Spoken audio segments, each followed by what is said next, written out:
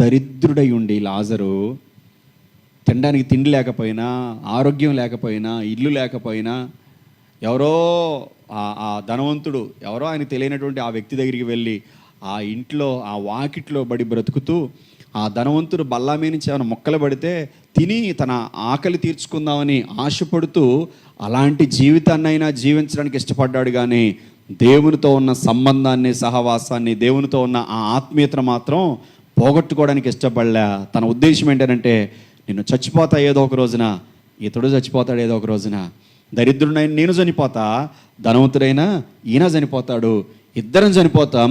కానీ ఇద్దరం చనిపోయిన తర్వాత మేమిద్దరం ఒక్క దగ్గరికే వెళ్ళకూడదు. ఇతడు పాతాళానికి వెళ్తాడు, నేను మాత్రం పరలోకంలోకి వెళ్ళాలి. హల్లెలూయా, హల్లెలూయా.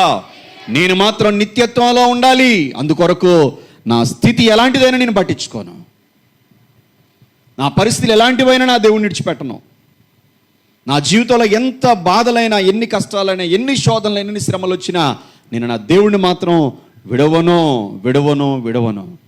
నాకు నిత్యత్వం కావాలి. నా దేవుని విడిచిపెడితే అది నేను పొందలేవను, ఆ నిత్యత్వం ప్రవేశించలేవను. నేను యుగ యుగాల అగ్నిలో కాలవలసి ఉంటుంది, యుగ యుగాల అగ్నిగుండంలో నేను కావలసి ఉంటుంది. నేను దాన్ని భరించలేవను, అది నాకు వద్దు. నాకు పరలోకమే కావాలి, అంతే. ఏం కావాలమ్మా? పరలోకమే.